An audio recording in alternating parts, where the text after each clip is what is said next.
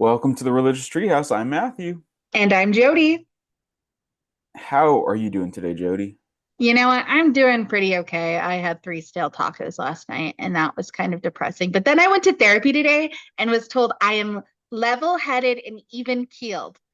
I don't know why he's trying to ruin my reputation like that, but oh well. How are you? Y- yeah, congrats. I'm good. I just went to a bookstore. Like, I feel like that's my level. Like, that's my gauge of if I'm doing well. Have I been to a bookstore recently? And I have. So I'm doing good. I mean, yeah.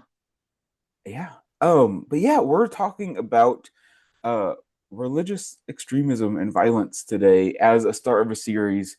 I think this is going to be probably a multi-month long series that we're just going to talk through a bunch of like religious extremism stuff. So we'll be following Mark Jurgensmeyer. Yeah, I think that's his name. We're following Mark Jurgensmeyer's book, Terror in the Mind of God, the fourth edition. So like, I don't know. I really like how we did Phyllis Tribble's uh, Text of Terror, and we kind of followed along her book to talk about, all the stuff that she talked about, and it allowed a resource if people wanted to follow along. I don't know if anyone did, but I like that it provides a resource for people to follow along. So what we're going to do is just kind of go through this book, talking about what Jurgensmeyer talks about, and like use that as our starting ground, our base to like talk about all the other things. So this week we're just going to be talking about, I feel like I'm the introduction of a book right now where it's like at the very end, it's like chapter one, we talk about yada yada. Chapter two, we talk about yada yada. That's what I'm doing right now. Yeah. Um, but yeah, we're introducing the idea of extremism, religious extremism today, and then for the next, I don't know, 5 weeks, we'll be talking about, or we'll be looking at specific examples of religions, specific case studies of uh, religious extremism ranging across all sorts of religions: Christianity, Judaism, Hinduism, Sikh, Muslim, all the main big religions that you've probably or maybe haven't heard of. And then after that, I think what I really like about Jurgensmeyer's book is that after that he kind of talks about overarching themes of religious violence, of religious extremism, and kind of tries to like figure out the justification of what's going on and like why these extremists, these activists, these terrorists do what they do and like what kind of goes through their heads of them and their communities. So I think that is what we're going to be doing, and I'm looking forward to it. And we reserve every right to have an off week episode where we just talk about something completely different because we can do that, and then we'll get right back on the train. But I'm excited for this conversation. It's going to be, different than I think our standard episode. There's a lot of these religions we haven't talked about on this podcast yet, so it's going to be kind of our introduction to these religions at their very worst, which I think I'm a little trepidatious about, being that I don't know if that's necessarily the right thing that we're doing of like introducing these religious topics at their very worst. But I think it's important to understand that these religions, this is part of society. This is cultural relevance, and talking about these things is important to understand, uh, because it is highly relevant in how we talk about things and how we think about the world today. So we'll be talking about all these fun topics. Jody, what are your thoughts on all this? Hey, I'm feeling I understand the trepidation looking at some religions for the first time from the worst possible angle. I do feel very comfortable though, because in the preface, he credited all these people he worked in collaboration with on how to go about this. The people he talked to, he gave a Hmm. very long list of qualified individuals. And so I'm feeling good. I'm feeling very good. I don't love reading introductions or prefaces. Matthew makes me do this. He made me do it with other books. He yelled at me for not doing it with books I had previously read because apparently introductions are important. If you didn't know, I didn't know. Introductions are very important. They're like I don't understand. How do you not read introductions, Jody? We've had this conversation before. Why would you? I It's mean, all in the it's book, like anyways. but it's not. It's not in the book. We read stuff that's like not in the book because it's in the introduction. It's like I don't. It's like would you watch what's a TV show? I can't think of a TV show. I know you can't.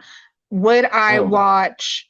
What are you looking for from the TV show? What analogy are you trying to I make? need a TV show, Jody. Game of Thrones. It's like I watching Game of Thrones, but like skipping the first episode or two and saying like I don't need to understand what's going on in the first couple episodes. got it. I've never seen Game of Yeah. Thrones, so I don't know if that's, relevant. The only thing that came into my mind of like an example of a TV show was The Office, and I was like, if you just skip the first season, you're not going to understand what's going on. And that's a horrible example because of course you skip the first season of The Office. Yeah. Anyways, No, but yeah, you you start with these books because one, it gives you a framework of like what they're going to be talking about and like what mindset you should be going into it and their, methodologies and all that stuff. And also like, hey, this is a good summary. Is this something that I actually want to read? So think about that when reading, academic literature. this introduction was very good. That being said, it was a very good introduction that definitely it made me think. I am already thinking. And one of the reasons Matthew brought this book to us, I feel, was kind of because I've been having a lot of feelings about the world we live in. And I correct me if I'm wrong. I feel you kind of gave this as a solution, like, hey, maybe understanding it a little bit more will make it a little less scary. Is that accurate? Yeah, I think that when we're, scared of the unknown, scared of the other, it can be really easy to, and this is getting into, psychology and stuff like that, which I have no business talking about. But um, like I feel like when we have this fear of the other, this fear of the unknown, it's really easy to retreat from it, and that can feel safe and comfortable. But it still remains unknown and scary. So as there's violence in the world, whether religious or not, I think it's in my wheelhouse to talk about religious violence because I've studied this, not extensively by any means, but a little bit here and there, um, to kind of shine a light on it and try to understand what's going on can I think be helpful to perhaps either come to terms with it. It's like, oh, this is what's happening in the world, and also understand that this isn't the majority of people. The religious extremism and the religious violence represents a tiny minority of people for the most part. Um, and by highlighting this as a indeed tiny minority, hopefully it can help come to terms with that. On the other hand, things like religious fundamentalism is, I think, definitely continues to be on the rise, especially in certain political groups, uh, both in America and outside of America.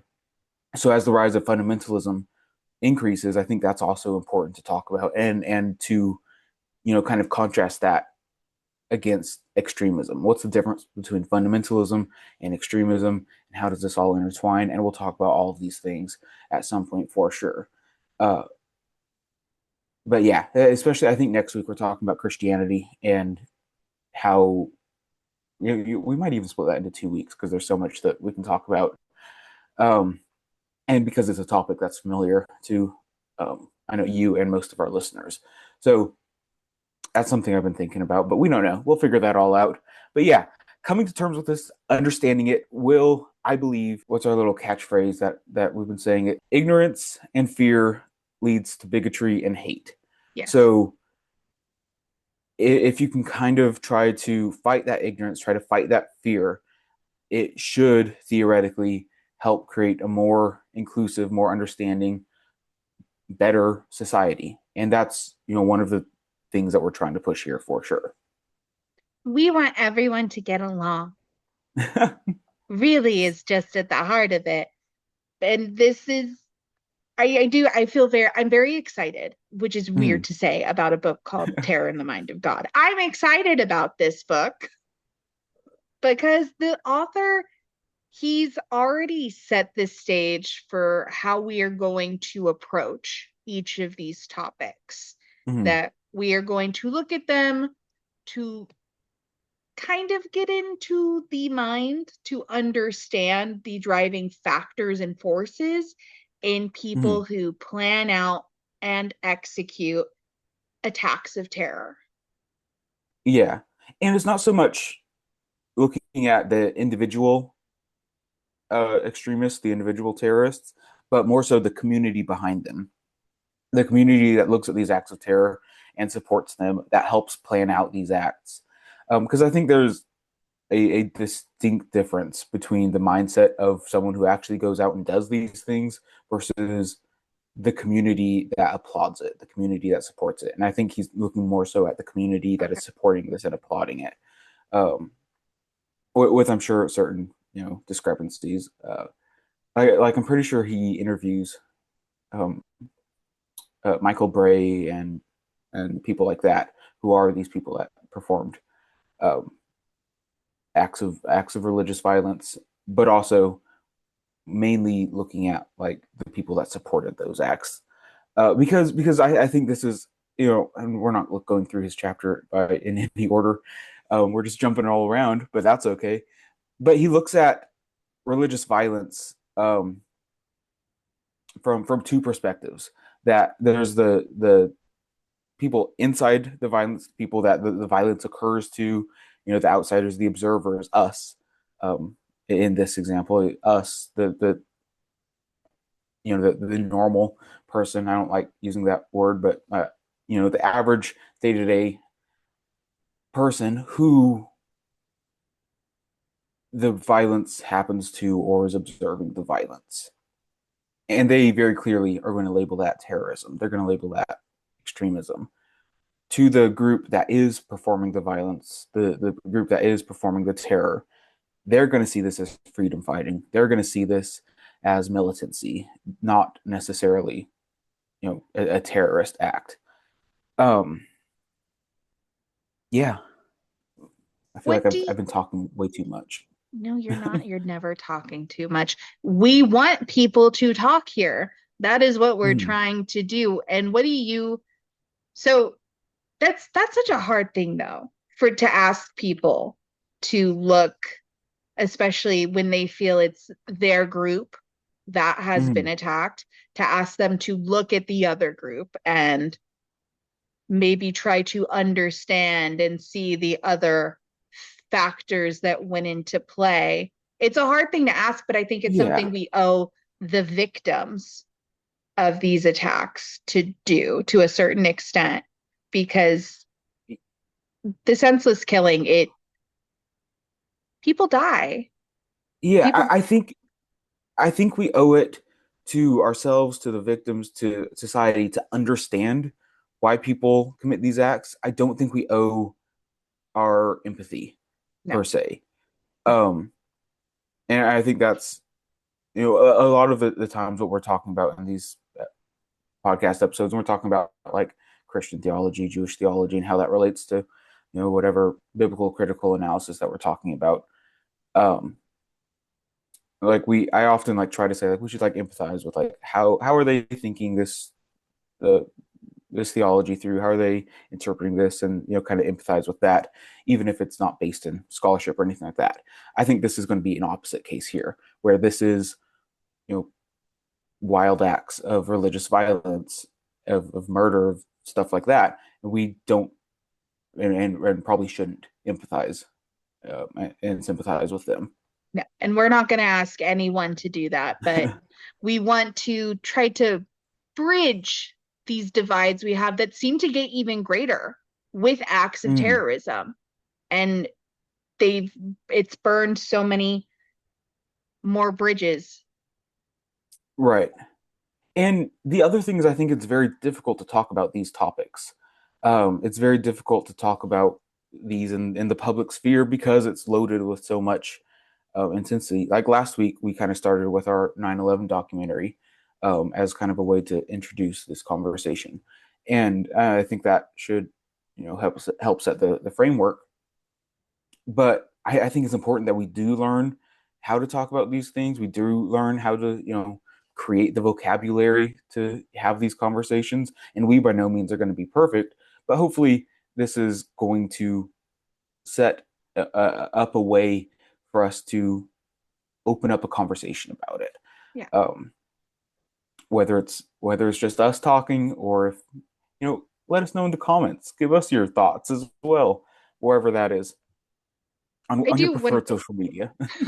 I do want to say no one should ever expect perfection from someone they're talking to about these kind of things, because that's not achievable for every person. You can't learn something and speak about it perfectly.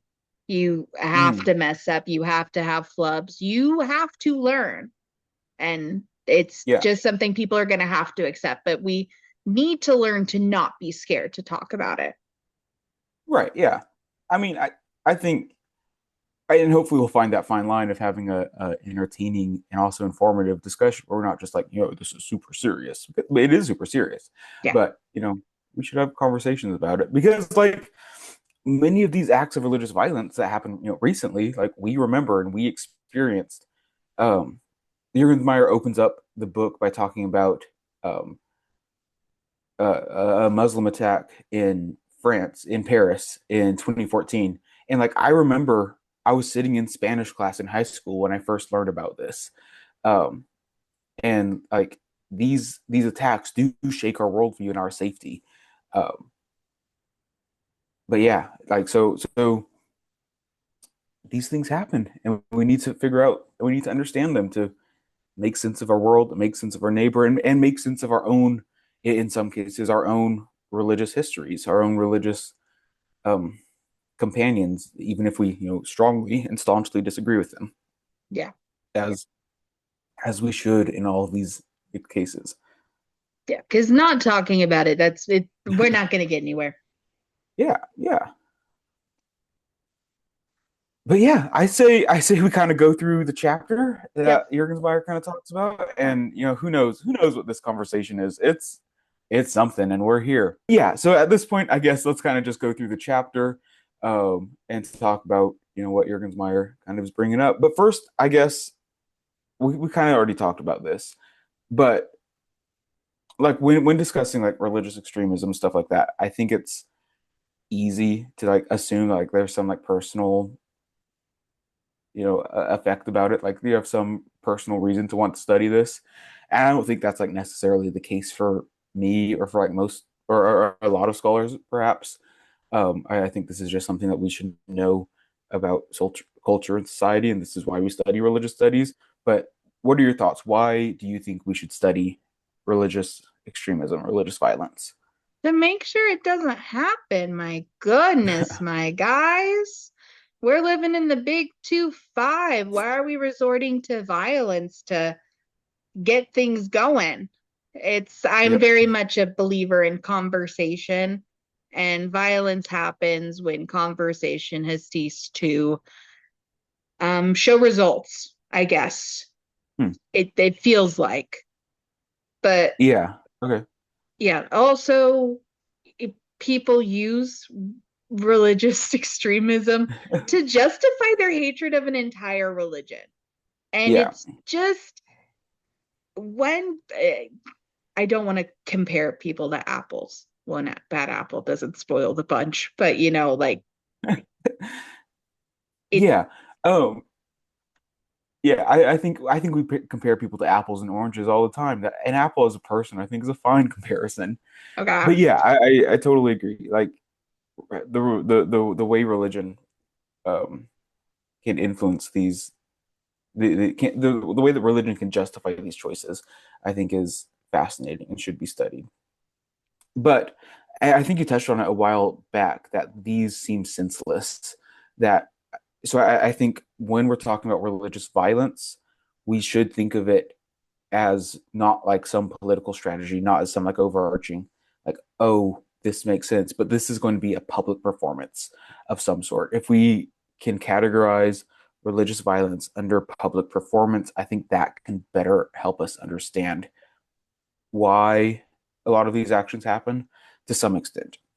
And it's not that religion is causing these acts of violence. Like I think for the most part, it's not religion that is committing these acts of violence, but it's religion being crucial as a way to justify the violence and a way to make sense of it.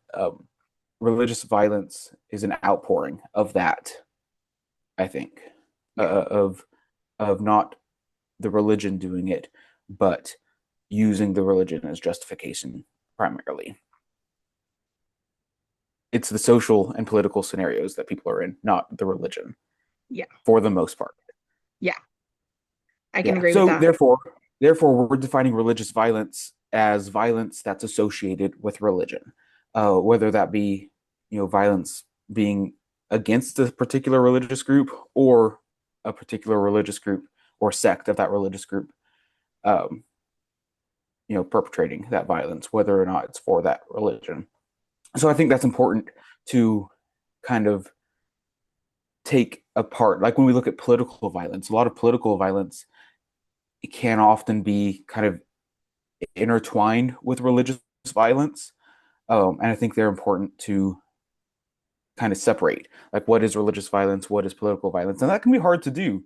Um, with like Saddam Hussein, I don't think it's good to look at him as a terrorist. I don't think that's helpful because he's marred by much more political reasons, and there's no real religious justification per se. Uh, Whereas Osama bin Laden, that would make much more sense to be talking about as a religious extremist, a religious committing religious violence, because that is done with explicit religious um, justification.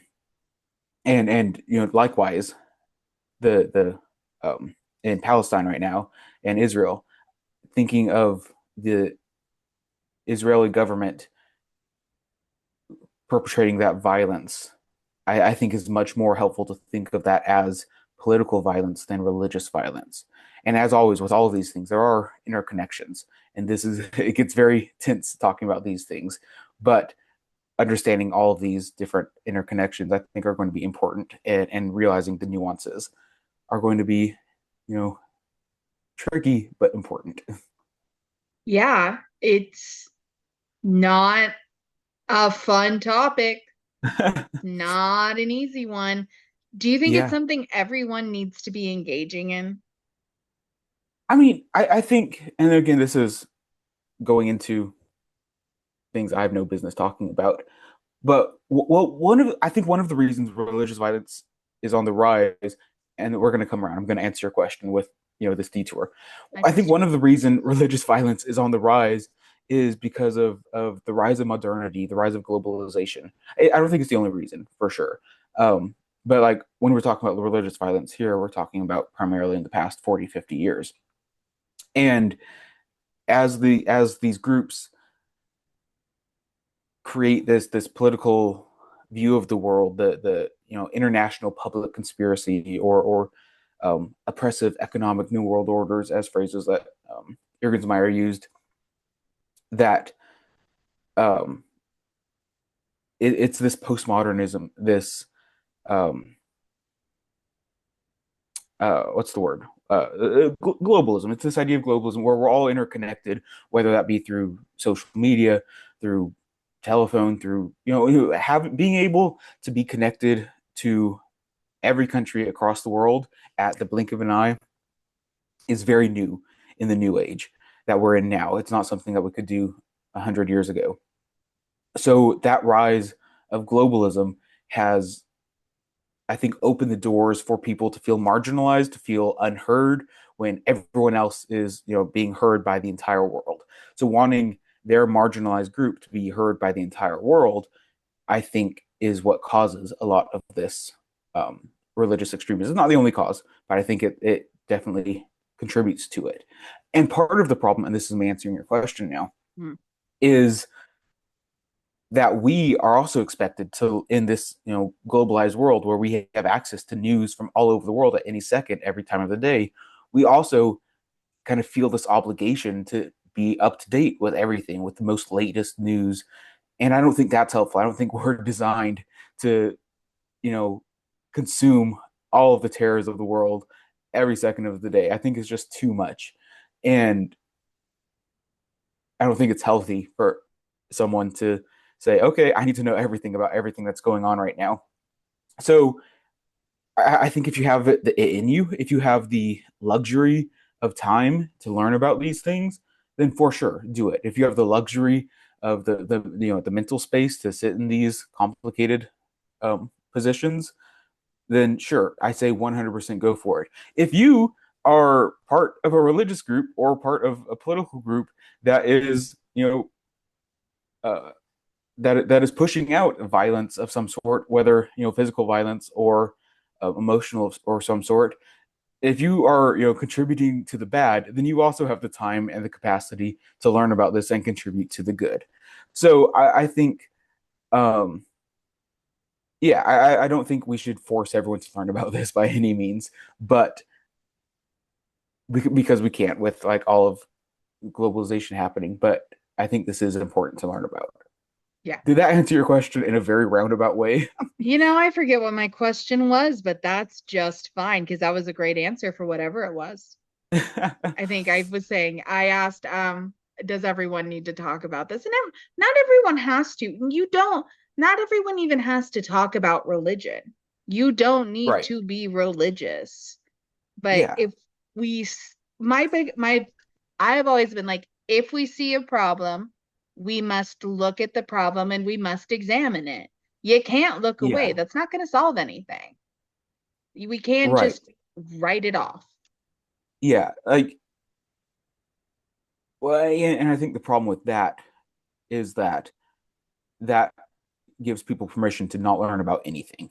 And you say, okay, if we learn about a problem, then we have to fix it. Then I'm just not going to learn about problems. Sure. And I think that's a solution that some people do. Like there's two solutions to that. You can either ignore the problems that you learn about, or you can just not learn about any problems. There's got to be somewhere in between where we figure all this stuff out.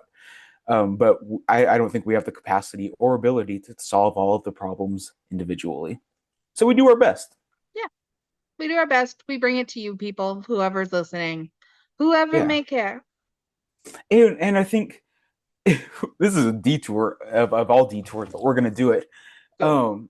This is me going off on a rant. I Okay. think we have lost, and this is not a new idea. This is an Okay. idea that people have said all the time. This isn't me, but we've lost the joy of specialists.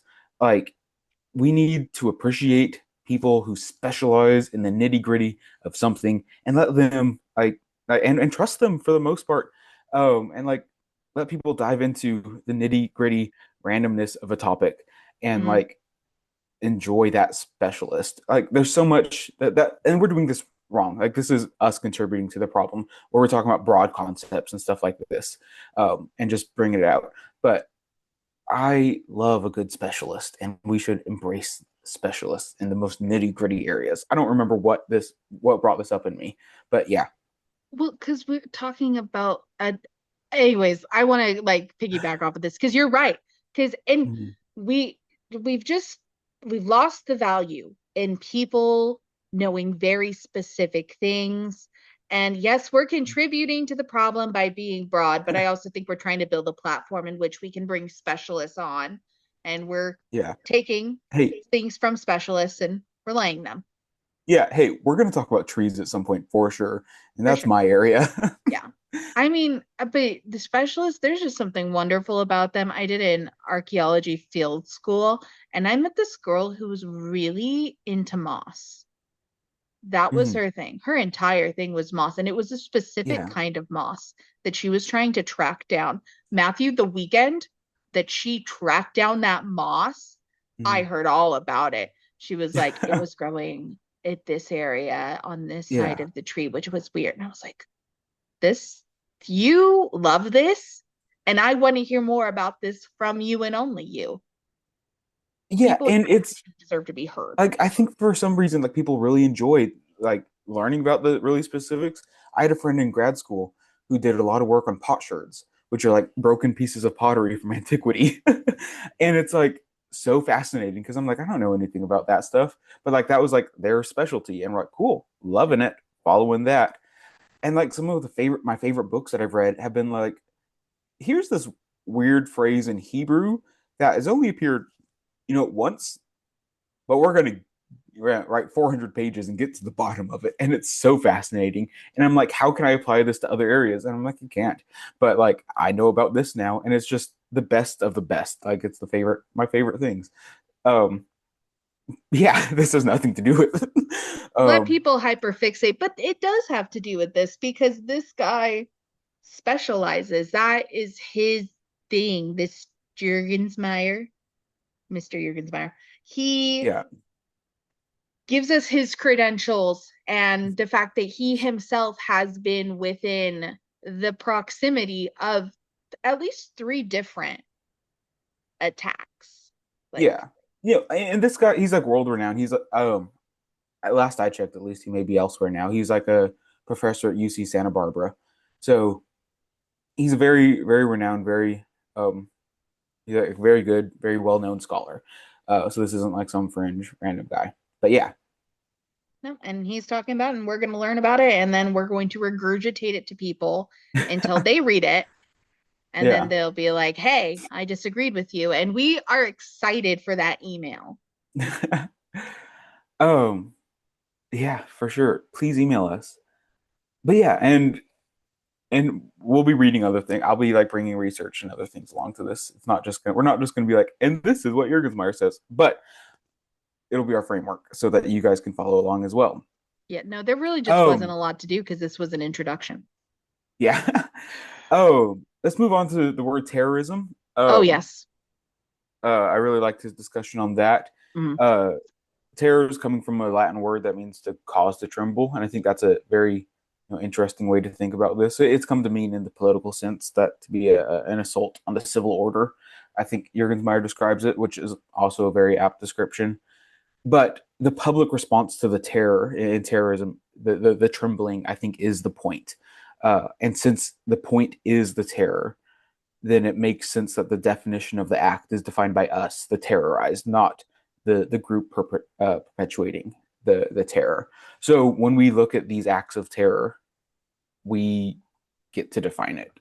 I think that's I feel like a lot of people get real semantic. I'm a lot of people here about like how these things are.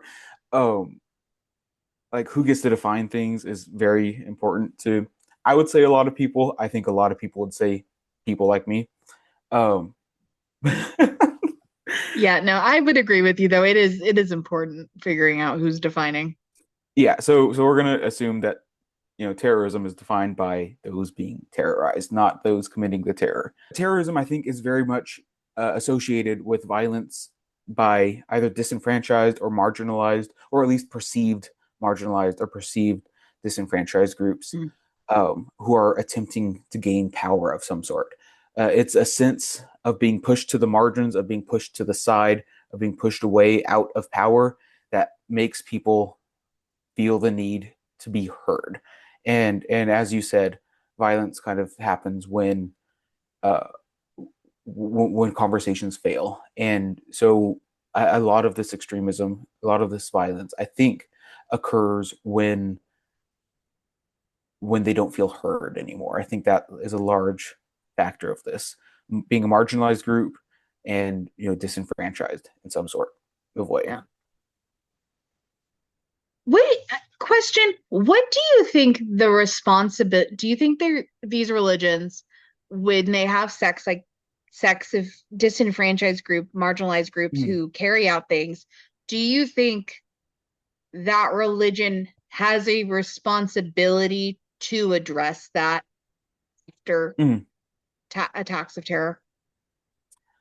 Um, yeah, I mean, I don't know if it's my place to speak for what a religion should do, Mm. but I think inevitably, if something's done in the name of your group, your social group, I think it's important to either distance yourself or align with it.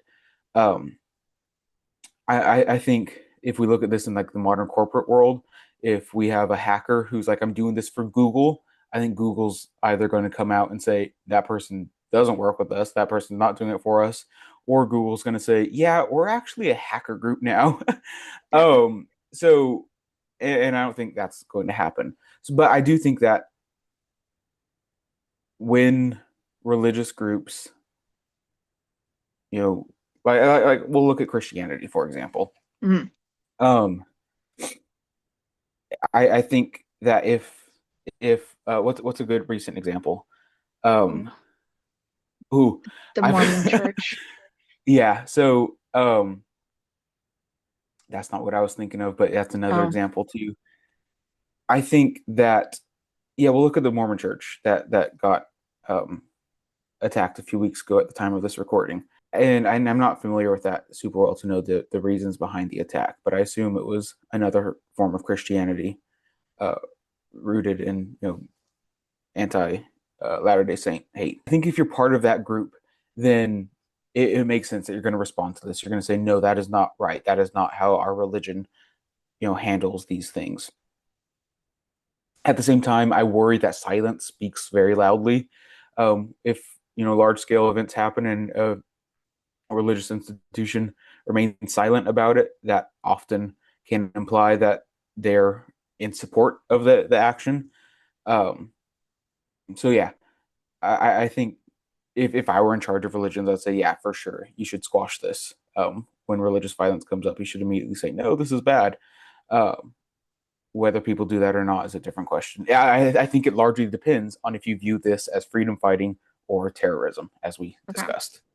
Because then there's also the element of they could just be an extremist is just an extremist. Yeah, And it is just an individual. It is not indicative of the group. I do have to also acknowledge that because I fear I simplified it a little too much. But right. I just wonder what the best way to approach these things is. I'm constantly wondering what the best way to do something is. Yeah. Well, and it begs the question of like, is terrorist the right word to use? Because there's very little distinction between, those actually committing the act, those organizing the act, and those, in support of the act. Are they all terrorists? Are only some of them terrorists? It's unclear.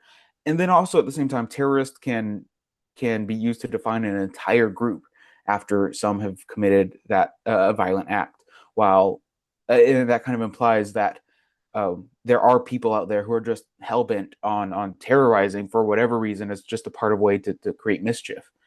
Um, and that that line of logic concludes that well, terrorism exists because terrorists exist, and if we just get rid of the terrorists, then terrorism is would be gone. And I don't think that's helpful because I think terrorism is a product of cultural and political and religious communities, and not the result of individual actors. So we need to be aware of the cultural context that produce these people, not just the people themselves. Yeah. And there's a thin line between terrorist and non-terrorist, and because some of these actions, some of these religious acts of religious violence can be seen as not you know um it can be brought with some approval by the general populace to some extent or another. And we see that on both sides of the um, Israeli-Palestine war right now, where acts of religious violence perpetuated by both sides are met by various degrees of approval depending on your position, politically or religiously. So, uh, yeah, the idea, the how we use the word terrorist, I think, is very important. Um, and I think we should reserve it for we should use it sparingly, and we should reserve it for after these acts have been explicitly committed. For sure, we shouldn't say that someone is a terrorist preemptively, Yeah. um, because I think a lot of people can look very um, like normal and not have any signs of being a terrorist, whatever that may look like.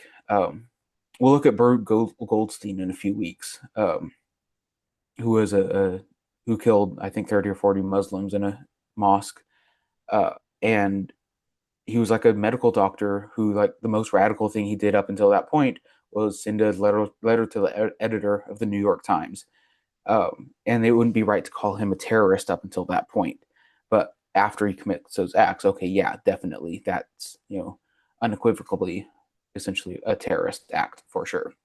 Yeah.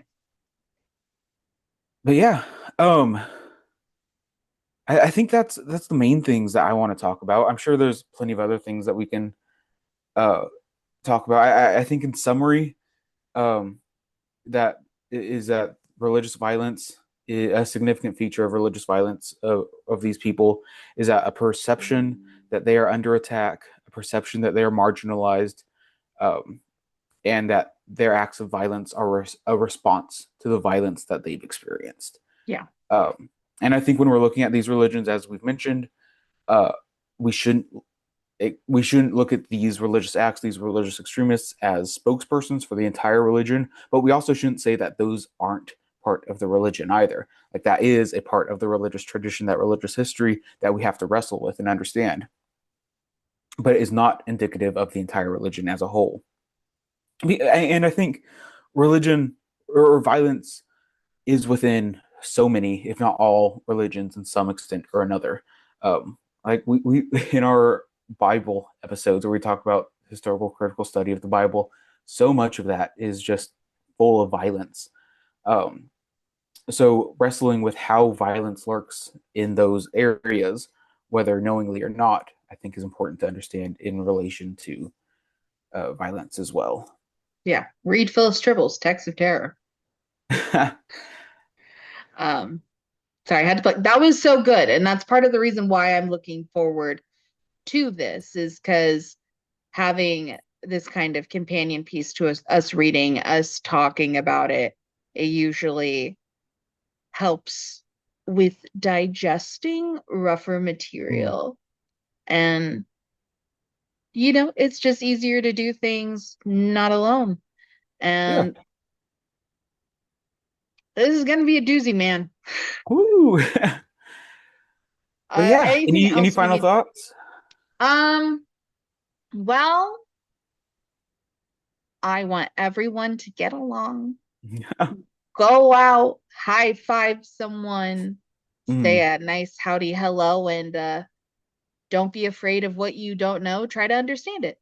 yeah, ask questions and learn more and have conversations. Yeah, That's what we're trying to do. We're trying to learn more.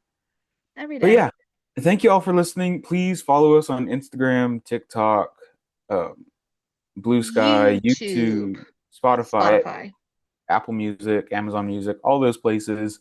Drop us a comment, drop us a like, drop us a follow, um, subscribe. and subscribe. And send us your thoughts and questions. And if you want to read the book, let us know. Let us know. Let That'd us be know. fun. That'd be fun. Let But us yeah, know. I think this was fun. I think next week, or I guess in 2 weeks, because we're doing this every other week, Yeah. we'll be talking about some, Christian violence, which I think is going to be a good introduction because that's what, as we've talked about, what we're most familiar with. Yeah. And then we're going to get into the weeds, and it'll be informative. But yeah, thank you all for listening. We will talk to you next time. Bye. Bye. So I So, took the Strength Finders test, uh, and my number one is harmony. And my friend who's like really into Strength Finder stuff is mm. like, yeah, that makes sense for you. You just want people to get along. I'm like, I don't want people to get along. I don't care about people getting along. I love having debates with people. Like this is fun. Like I want like that level of like, tension. I love it. I live for it. And then the entire episode we were just talking about like, hey, we should all get along. And I'm like, maybe she's right. Maybe I actually do want people to get along. I think you do want people to get along, but you want harmony, but you want dis. Oh my gosh, what is the word? It's a musical term. It's not discord, but dissonance. Dissonance. You want dissonance within the harmony. Like you Mm, want people debating over football teams. yeah. I have a song about this. Is it I'll send 21 it to you Pilots? after. What? Is No, it it's 21 by Pilots? no, it's by Michael Gunger. Oh God, I gotta get